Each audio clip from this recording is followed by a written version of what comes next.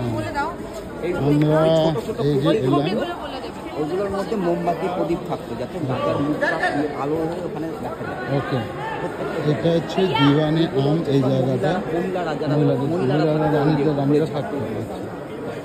এটা এখানে ছিল ময়ূর সিংহাসন, আর এখানে দিওয়ানে আম সিংহাসন। ওপরটা আচ্ছা, ওপরে বসতেন রাজা, এখানে না, জায়গাটা দেখা যাবে। ওকে, এর উল্টো দিকটা দেখান। মানে এটা মিটিং স্থল, আম আদমিতে মিটিং স্থল, মানে আম লোক যারা ছিল তাদের প্রজাদের। ঠিক ঠিক ঠিক, কিন্তু অসাধারণ এই জায়গাটা, কাজগুলো দেখুন। এখান থেকে সিঁড়ির মতো রাখা ছিল, এখানে নামার জায়গা ছিল, সিঁড়ি দিয়ে এবার উপরে মন্ত্রী সব এখানে বসতো। আর বাকি এখানে একটা এরকম পজিশনেরই একটা যোধা আকবরের সিন আছে। যোধা আকবর যে এখানে শুটিং হয়নি, শুটিংটা এখানে হয়নি, কিন্তু এটারই স্ট্রাকচার বানানো হয়েছিল, যেখানে না না তো এই হচ্ছে পুরো জায়গাটা দিওয়ানে আম। দিওয়ানে আম, আর ওদিক থেকে দেখবেন দিওয়ানে খাস, মানে খাস লোকদের জন্য মিটিং স্থল। আর এইটা হচ্ছে দিওয়ানে আম। আর এই যে দারুণ একটা জায়গা, কনস্ট্রাকশন সবসময় চলতে থাকে এসব মনুমেন্টগুলোতে, একদম সুন্দর করে করা।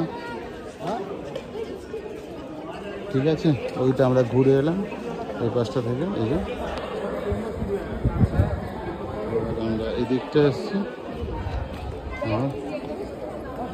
এইটা হচ্ছে এই জায়গাটা অসাধারণ। যত টাইম হচ্ছে ভিড় বাড়ছে। আমরা সকালে যখন এসেছিলাম তখন এতটা ভিড় ছিল না। তো চলো, হালকা হালকা বৃষ্টি পড়ছে, আমরা এবারে একটু বেরিয়ে যাওয়ার চেষ্টা করব।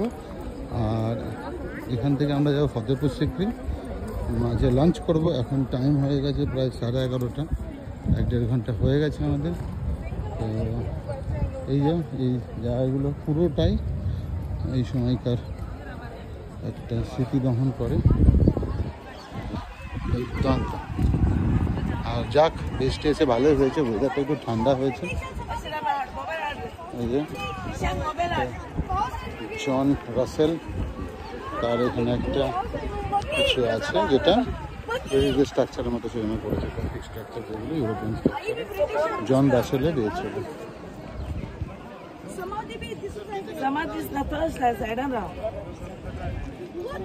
এই একটা দুর্দান্ত জায়গা।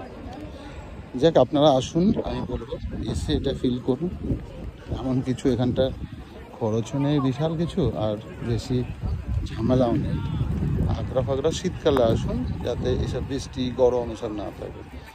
আর এগুলো দেখুন, চাক্ষুষ করুন। ভিডিও তো আমি করছি জাস্ট একটা এর মতো, প্রফেশনাল আমি ইউটিউবারও নয়, ফেসবুকার ব্লগারও নয়। ওই যা করি যা দেখি সেগুলো দেখাই আপনাদের মাঝে মাঝে, আপনাদের ভালো লাগে তাই, আর নিজের একটা সংগ্রহে থেকে যায় এটা।